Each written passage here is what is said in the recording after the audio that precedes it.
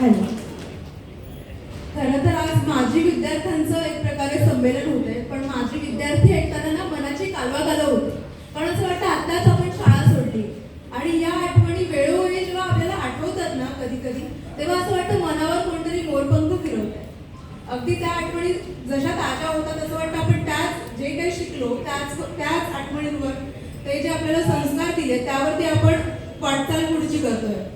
आणि मला वाटतं माझ्यासारख्या अनेकांच्या इथे भावना असतील जे जे माझे विद्यार्थी इथे आलेले आहेत. आणि मी आज आनंदी यासाठी आहे की माझ्याच शाळेतले 3 दिग्गज त्यांची मुलाखत घेण्याची मला संधी मिळते आणि खूपच म्हणजे आनंद होतो ना आपण की माझ्या आनंदाला अमृताचं कोंदण लाभलंय असं काहीच मला आता वाटतंय. तर आपण मुलाखतीला सुरुवात करूया. आपले पहिले मान्यवर आनंद शिंदे. म्हणजे आज असं झालंय ना, माणसाला माणसासाठी वेळ नाही, माणसासाठी जी संवेदनशीलता कुठेतरी कमी झाली. इतकंच नाही तर भाषेसाठी माणूस माणसाशी भांडतोय, माणसांच्या भाषेसाठी इथे वाद होत आहे. त्यावेळी ही व्यक्ती प्राण्यांना समजून घेते, प्राण्यांचं मन समजून घेते. हे झाले पहिले आपले मान्यवर. आणि दुसरे मान्यवर म्हणजे डॉक्टर सुहेल नंबाते. डॉक्टर म्हटलं की आपण म्हणतो की रुग्णसेवा करणार, त्यासाठीच डिग्री घेतात, ते बोलणं सोपं असतं. पण त्याच वेळी जे लोक आयुष्याची संध्याकाळ अनुभवत आहेत, त्यांचे प्रॉब्लेम ज्याकडे कोणाचंच लक्ष नाही, त्यांना वेळ देणं, त्यांची सेवा करणं आणि त्यांना मानसिक आधार देणं, हे प्रेमाने करणं, अशा माणसातल्या देवदूताला आज आपल्याला बोलतं करायचं. मुलाखतीला सुरुवात करूया. एक फोटो जर्नलिस्ट, ठाणे शहरामध्ये वाढलेला, तो एलिफंट विस्परर म्हणून जग ओळखते त्यांना, जो प्राणी जंगलामध्ये सापडतो. तर ठाणे शहरापासून जंगलापर्यंत आणि हत्तींचा मित्र बनण्यापर्यंतचा तुमचा प्रवास कसा सुरू झाला, कधी सुरू झाला? 2012ला माझी ट्रान्सफर झाली केरळला आणि केरळ राज्याचे प्रमुख म्हणून मला तिथे पाठवलं गेलं. पण तिकडे गेल्यावर मुळात मी मुका प्राणी झालो, कारण मला मल्याळम येत नव्हतं आणि काय घडतंय आपल्या बाजूला, कोण आपल्याबद्दल काय बोलत आहे हे मला काही कळत नव्हतं. आणि अशा परिस्थितीत एक फोटो प्रोजेक्ट मी तिथे करावा असं माझे फोटोग्राफीतले जे गुरु बलदीप सिंग त्यांना वाटत होतं. आणि त्यांनी मला सांगितलं की क्या करने का सोचा है. मी म्हटलं कलारीपयट्टू किंवा कथकली, डान्स फॉर्म आहे आणि एक मार्शल आर्ट फॉर्म आहे, तर त्याच्यावरती मी फोटो स्टोरी करेन. त्यांनी सगळं बाजूला करायला लावलं. मला सांगितलं अगर आप केरला में हो तो हाथी दिखा दो. आणि त्याच्यातनं हत्तीची फोटो स्टोरी सुरू झाली.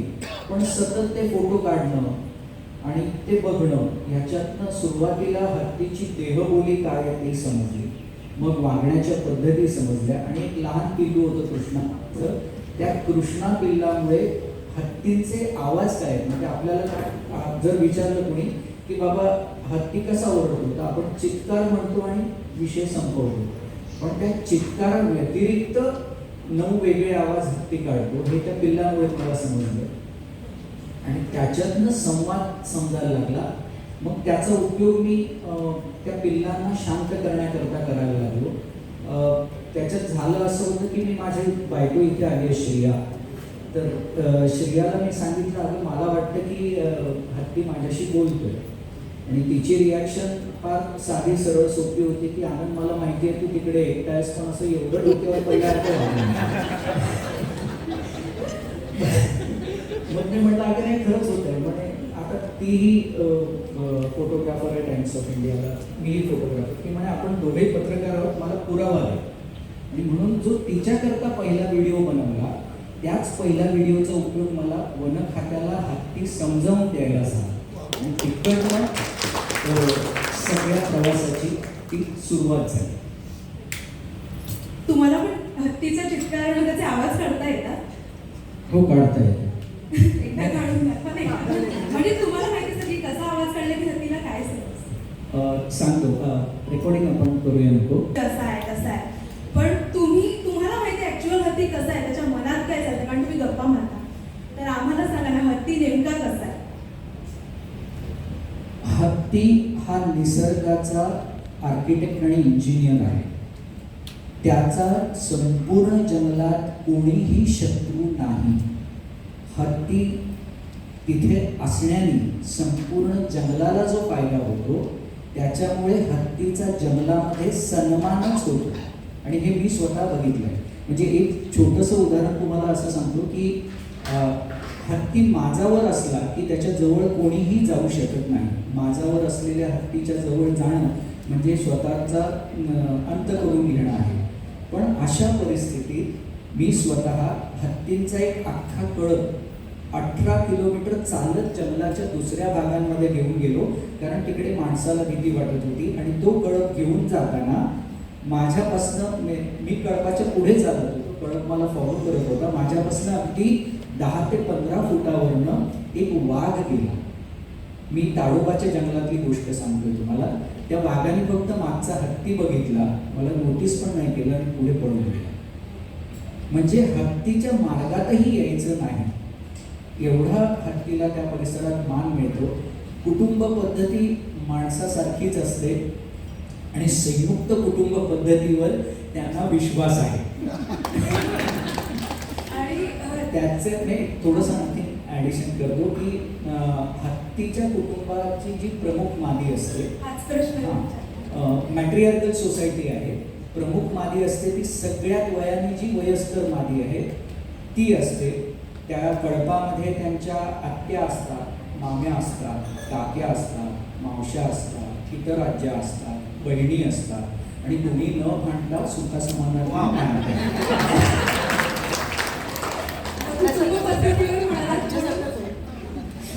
कुटुंब पद्धतीवर म्हणाला म्हणून विचार करेल की नर हत्ती आणि मादी हत्ती त्यांच्याकडे पण ती म्हणेल तसंच असं असतं का? आणि मादी हत्ती इतर बायकांसारखी पॉझिटिव्ह असते का? नाही, आता कर्त्याला क्रियापद कधी करायचं हे हत्तीला बरोबर माहिती, हत्तीणीला बरोबर माहिती असतं. त्यामुळे नर जे आहे ते सॉलिटरी राहतात, किंवा जर धोका आहे असं वाटलं त्यांना तर 3च्या कळपाने नर राहतात. पण ते 12 वर्षाचे झाले की त्यांना तो कळप सोडावाच लागतो. का तर त्या कळपामध्ये जर संघ झाला तर ते एकाच कुटुंबातले असल्यामुळे येणारं पिल्लू जन्माला जे असेल ते कमजोर असतं. त्यामुळे त्यांनी आपली सहचरणी, जसं आपण नात्यात लग्न करत नाही तसं ते आपली सहचरणी दुसऱ्या कळपामध्ये शोधत असतात, किंवा ती दुसऱ्याच कळपातली असावी लागते. आणि हे जे सॉलिटरी राहणारे जे नर आहेत ते कधीही आवाज काढून गरज नसल्यावर बोलायचं नाही, हे पुरुषाला जितकं छान कळतं. त्या पद्धतीने जर गरज नाही तर आवाज काढायचा नाही. ते आपला पाय जमिनीवर आपटतात आणि ती कंपनं, जमिनीला निर्माण झालेली कंपनं 7 किलोमीटर लांबपर्यंत जाते. ती तसा संवाद ते इतर हत्तींची. आणि त्याचं दुसरं कारण असंही आहे जे मला अभ्यासांती वाटतं की ते आहे, आपल्या इथे मादीला सुळे नाही, तिला तुशी आहे, नराला सुळे आहे. सुळ्यांकरता नराचा अंत होऊ नये त्यामुळे पाय जमिनीवर आपटून ते कंपनांमार्फत ते बोलतात. आता तुमचा जेवढा प्रवास झाला हत्तींसोबतचा, त्यामध्ये असा एखादा हत्ती किंवा हत्ती जी तुम्ही कधीच विसरू शकत नाही, ते कितीही हत्ती तुम्हाला प्रवासामध्ये भेटले तरी तिची आठवण तुम्ही कधीच विसरू शकणार नाही.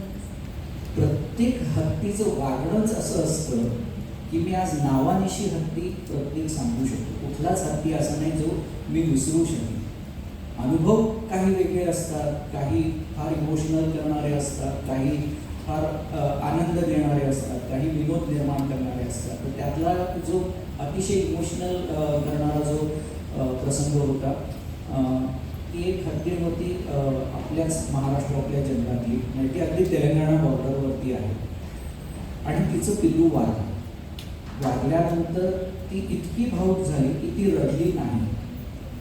म्हणजे हत्ती रडतो म्हणजे डोळ्यातनं पाणी येऊन रडतो असातला काही भाग नाही, पण ते जे एक इमोशनल गोष्ट असते ते तिने कुठेच दाखवलं नाही दुःख, आणि मग तिने खाणं सोडलं.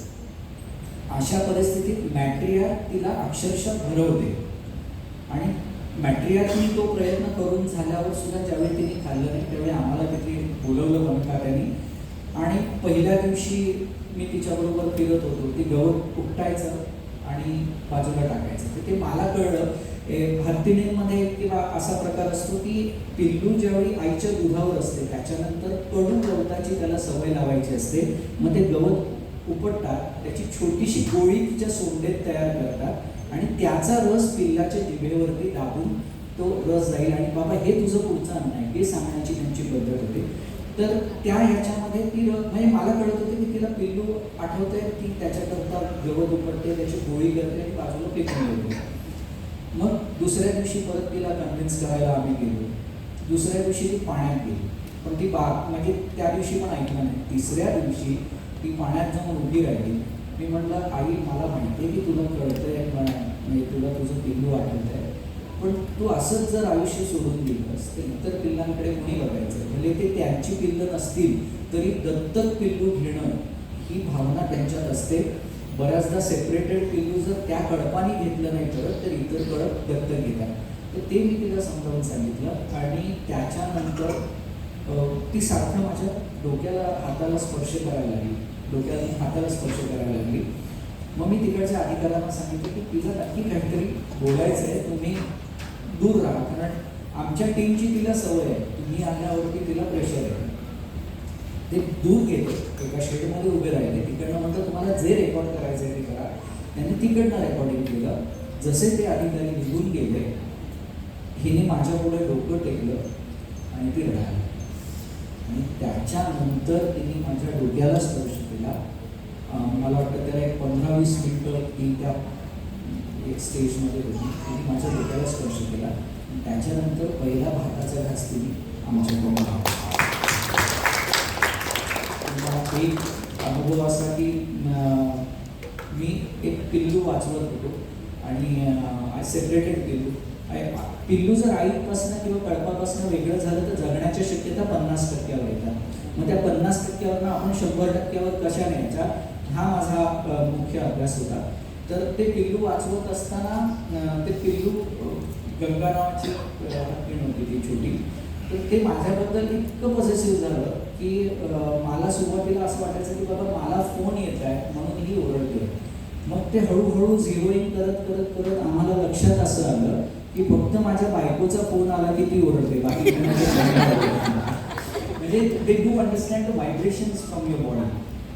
तर मग ही श्रेया मला बोलायची की बाबा तू ती हत्तीजवळ असताना मला फोनच करू नकोस किंवा मग मी केला तर कट करत जा. म्हटलं असं नाही होता का ना. तर मी म्हटलं एक 15-20 मिनिटात तुला फोन करतो. मी गंगासमोर बसलो. गंगाला म्हटलं गंगा हे बघ, तुझी माझी मैत्री पुढे जायला माझ्या बायकोची मला परवानगी हवी आणि एका वेळी 2 बायकांचा राग मी सहन नाही करू शकत. मी तिला 3-4 वेळा समजावलं. म्हणजे लोकांना हे विनोदी वाटेल म्हणजे माझं हे बोलणं, पण मी खरं हेच बोललो तिला. आणि त्याच्यानंतर ती अगदी कान असे शरीराला चिकटलेले हत्ती ज्यावेळी तुम्हाला नीट ऐकतो त्यावेळी कान शरीराला चिकटलेले असतात आणि ज्यावेळी तुम्हाला आहात तिथे थांबा असं त्याला सांगायचं असतं त्यावेळी कान फ्लॅट असतात. बऱ्याचदा लोक उलट हे घेतात की कान फ्लॅट आहेत म्हणजे आपल्याला नीट ऐकतोय वगैरे, अशातला काही भाग नाही. तो तुम्हाला सांगत असतो आहात तिथे थांबा नाही तर पुढची जबाबदारी माझी नसेल. तर कान शरीराला चिकटले, एक माझ्याकडे बघत होती, सोंड हलवत नव्हती, ती जमिनीला टेकलेली. आणि त्याच्यानंतर मग म्हटलं मी आता श्रेयाला फोन करतो आणि मी फोन श्रेयाला करायला फोन काढला. ज्या क्षणी तिने फोन उचलला तेव्हापासून ते फोन ठेवेपर्यंत तिने माझा हा डावा जो दंड आहे तो धरून ठेवला होता आणि त्याच्यानंतर ती कधीच ओरडली नाही श्रेयाच्या फोनला.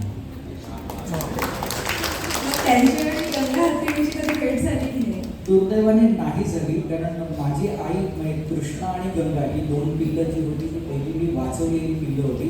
पण कृष्णा रिकव्हरी मोडला असताना माझी आई हॉस्पिटलाइज झाली. मला 1 महिन्याकरता मुंबईत यावं लागलं आणि मी इकडे आल्यावरती मी नाही ह्याचा धसका कृष्णाने घेतला. 2च दिवसात त्यांनी देह ठेवला आणि कृष्णाही नाही आणि मीही नाही म्हणून महिनाभरात गंगाने पण देह ठेवला. म्हणजे हत्तीला जर गिवअप करायचं असेल तर हत्ती अशा पद्धतीने गिवअप करतो. ते जे झालं त्याच्यामुळे श्रेयाची आणि गंगाची भेट नाही होऊ शकत. मी सोशल मीडियावर एक व्हिडिओ पाहिला होता हत्तीचा. त्याचा केअरटेकर आजारी होता, हॉस्पिटलमध्ये ॲडमिट होता आणि तो हत्ती आता एवढ्या हाईटला तर पुरणार नाही, तो अगदी असं झुकून आतमध्ये येऊन त्याच्या बाजूला आपण जसं आपल्या घरात कोणी आजारी असल्यावर बाजूलाच बसून राहतो ना, अगदी तसा बसून होता. तर माणसाने इतकं ते काळजी करताना इतकं कळतं. माणसांपेक्षा 10 पावलं पुढे जाऊन काळजी घेणारा जर कुठला प्राणी असेल तर तो हत्ती आहे. जर हत्ती आजारी असेल, तर जर हत्ती आजारी असेल तर हत्ती आडवा झोपत नाही, आणि जर दुर्दैवाने आडवा झोपला तर अख्खा कळप हा प्रयत्न करत राहतो की त्या हत्तीला मी उभं कसं करू शकेन. जर तुम्ही प्रथम बघत असाल तर तुम्हाला असं वाटतं की बाबा ते त्याला तुडवत आहेत, पण कोणी त्याला तुडवत नसतं. ज्या हत्तीला सुळे आहे तो सुळे त्याच्या शरीराखाली घालून त्याला उभं करण्याचा प्रयत्न करत असतो. ज्यांना सुळे नाही ते सोंडेनी त्याला उचलायचा प्रयत्न करत असतात आणि त्याने उभं राहावं याच्याकरता सतत प्रयत्न चालू असतात. आजारी हत्ती आडवा पडला तर तो स्वतःच्या ताकदीवर उठू शकत नाही आणि मग मात्र त्याचा अंत होईल, म्हणून त्यांचे हे प्रयत्न चालू असतात. आणि आत्ताच मी आणि श्री आम्ही काल परवाच केरळवरनं आलो. मी 2014-15 साली एक 7.5 महिन्याचं पिल्लू वाचवलं होतं आणि आता ते मोठं झालं. मतलब बराच काळ मी त्याला भेटू शकलो नाही. मला वाटतं 7-1 वर्ष मी त्याला भेटू शकलो नाही आणि आता तो डॉग झाला तिकडचा. म्हणजे कोणी त्याच्या जवळ जायला बघत नाही, इतका तो प्रचंड ॲग्रेसिव्ह वगैरे होतो. आम्ही काल गेल्यावरती लहान बाळासारखं, माझ्याकडे तसं व्हिडिओ म्हणे, लहान बाळासारखा तो जवळ आला आणि म्हणजे ज्यावेळी सेपरेट झाला होता, 7.5 महिन्याचा होता, त्यावेळी आईला तो एवढा मिस करायचा की मी जवळ गेल्यावर माझा हात पकडून तो तोंडात घालायचा आणि आईचा आचळ चोखावं तसं चोखायचा. आत्ता ते पिल्लू 10-12 फुटाचं आहे. आत्ता पण मी जवळ गेल्यावर त्याने तेच केलं.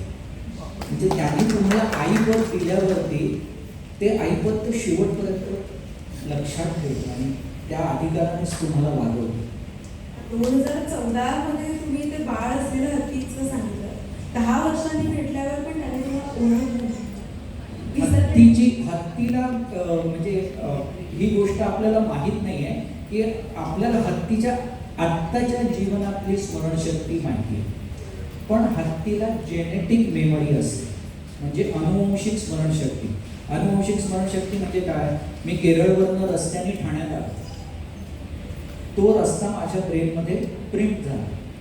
माझ्यानंतर माझ्या 10 पिढ्या जरी इथे आल्या नाही तरी इथे येण्याचा, केरळवरनं इथे येण्याचा रस्ता त्यांना आपल्या पूर्वजांकडनं पुढे पुढे मिळत जातो. आणि म्हणून हत्तीचे जे कॉरिडॉर्स आहेत, कन्याकुमारीपासून हिमालयापर्यंत कॉरिडॉर्स आहेत. आशियाई हत्ती हे एकमेव आहेत जे 50 डिग्रीला पण जिवंत राहू शकतात, -25 डिग्रीला पण जिवंत राहू शकतात. ते आपल्या ऋतू नुसार जे आपली जी रचना आहे त्या रचनेमुळे, आणि म्हणून त्यांचे कॉरिडॉर तेवढ्या लांबचे ते लक्षात ठेवतात. आत्ता 350 वर्षानंतर गडचिरोली जिल्ह्यामध्ये हत्ती आले आणि ते हत्ती येतील. ते हत्ती येण्याच्या 2 वर्ष आधी आम्ही वन खात्याला मीटिंगमध्ये सांगितलं होतं की हत्ती इथे येण्याची शक्यता आहे, कारण आम्ही ओरिसात काम करत असताना ते हत्ती तिकडनं निघाले होते. त्यामुळे छत्तीसगडमध्ये सगळ्या खदानी झालेल्या होत्या, त्यांचं जे हॅबिटाईट आहे ते पूर्णपणे उद्ध्वस्त झालेलं होतं. त्यामुळे त्यांना गडचिरोलीशिवाय दुसरा पर्याय नव्हता. आणि गडचिरोलीमध्ये आपल्याला नागपूर जे माहिती आहे ते नागोबामुळे माहिती आहे की नागोबाचं पूर, पण नागवंशीय लोकांचा आवडता प्राणी म्हणजे नाग, आणि तो नाग म्हणजे हत्ती. So Nagpur is connected to Hattipur. त्यामुळे तिथे हत्तींचा अधिवास आधी होता हे आम्ही जुन्या ग्रंथांमध्ये वगैरे शोधून काढलं. म्हणजे आपल्याकडे 4 ग्रंथ आहेत जे हत्तीवरती लिहिलेले आहेत. पालकप्परचा ग्रंथ आहे, मातंग तिलक नावाचा एक ग्रंथ आहे, कौटिल्य अर्थशास्त्रामध्ये हत्तीबद्दल लिहिलेलं आहे. सो अशा ग्रंथांचा अभ्यास करून आम्ही त्यांना ते सांगितलं होतं की इथे कित्येक वर्षापूर्वी हत्ती होते. आणि हत्तींचे ॲक्सिडेंट होण्याचे कारण तेच आहे, त्यांच्या ब्रेनमध्ये असलेले जे मॅप आहेत. आता इथे गडचिरोलीत आलेले मॅप हे 350 वर्षापूर्वीचे होते. 350 वर्षात माणसाने प्रचंड प्रगती केली आणि आत्ता बदललेला मॅप, म्हणजे जसं त्यांचा फोन अपडेट होतो तसं त्यांचा ब्रेनमधला मॅप अपडेट होतो. आपण बातम्यांमध्ये बऱ्याच वेळा बघतो सिंधुदुर्गमध्ये दोडामार्ग हा परिसर किंवा कोल्हापूरचा काही भाग, नेहमी बातम्या येतात की हत्तीचा कळप आला, त्यांनी नासधूस केली, खूप धुमाकूळ घातला, पिकांचं नुकसान झालं. हत्तींच्या अशा वागण्याचं काय कारण? म्हणजे कोकण, कोल्हापूर या बाजूला माणूस, हत्तीच्या अशा वागण्याचं कारण माणूस. कारण माणसाने 7-12 बनवला आणि एक असं म्हटलं की ही जमीन माझी आहे. मग तिथे दुसरं कोणी माणूस आलेला पण तिथे चालत नाही, तिथे हत्तीने येऊन खाणं त्याला अपेक्षित नसतं. बरं, ह्याचा सगळा अभ्यास करून आम्ही 2022 पासून 22, 23, 24 आणि 24-25 या काळात शैलेश सर आहेत, श्रिया आहे, तो पार्क चंदगडचाच आहे, म्हणजे तुम्ही कोल्हापूरचा म्हणता ना, तो चंदगडचा. उभा राहिला, चंदगडी माणसाचा चेहरा बघा किती गोड आहे. तर हा चंदगडचाच आहे. त्या परिसरामध्ये आम्ही हत्तीच्या कॉरिडॉरचा पूर्ण अभ्यास केला आणि तो अभ्यास करताना आम्हाला हे लक्षात आलं की हत्तीचं खाणं जे जंगलात असायला हवं ते माणसाने स्वतः करता झाड किंवा लाकूड म्हणून तोडून टाकलं. आता इथे माणसाला जर ठाण्यात जॉब नाही मिळाला, अर्थात जॉब का करतो तर आपल्याला अन्न मिळावं म्हणून, तो जर नाही मिळाला तर माणूस दिल्लीला जातो, दिल्लीला नाही मिळाला तर तो परदेशात जातो. ही मुभा माणसाला आहे. पण जंगल क्रॉस करून शेत म्हणजे अन्नच आहे, ते अन्न खाण्याकरता आलेल्या हत्तीला मान्यता नाही आहे. ती आम्ही त्या लोकांच्या गळी उतरवली की ते अन्न आहे आणि ते अन्न खाण्याकरता येतोय, कारण तुम्ही त्यातलं जंगलातलं त्याचं जे अन्न आहे ते उद्ध्वस्त केलं. ट्रंकॉल द वाईल्ड लाईफ फाउंडेशनने गेल्या 3 वर्षात काम करून 1,12,000 झाडं, ही 5 वर्षाची झाडं, सॅम्पलिंग्स लावले नाही. झाडाचं वय 5 वर्ष, वजन 3 क्विंटल आणि उंची साधारण 12 ते 15 फूट एवढी मोठी झाडं, रेडी टू ईट फॉरेस्ट, हे आम्ही त्या ठिकाणी तयार केलं. आणि आत्ता आमच्याकडे व्हिडिओ आहेत की आम्ही लावलेली झाडं हत्ती, गवे, आपलं सांबार डिअर ह्याच्यासारखे प्राणी ते तिथे खात आहेत.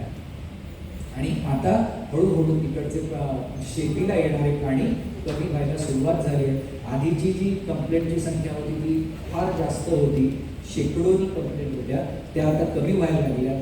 माझ्या कम्युनिकेशनचा आम्ही त्या ठिकाणी उपयोग केला आणि हत्तीने शेतातनं बाहेर जाताना फटाके न वाजवता बोलून त्याला बाहेर काढलं, ज्याच्यामुळे फायदा असा झाला की तुम्ही फटाके वाजवल्यावर तो 1 एकर एक्स्ट्रा उद्ध्वस्त करून द्यायचा.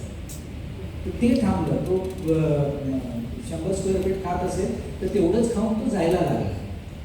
आपण दुसऱ्यांनी आपल्याशी कसं वागावं हे आपल्याला जे अपेक्षित असतं तसं आपण दुसऱ्याशी वागलं तर दुसरं आपल्याशी सदैव नीट वागतं.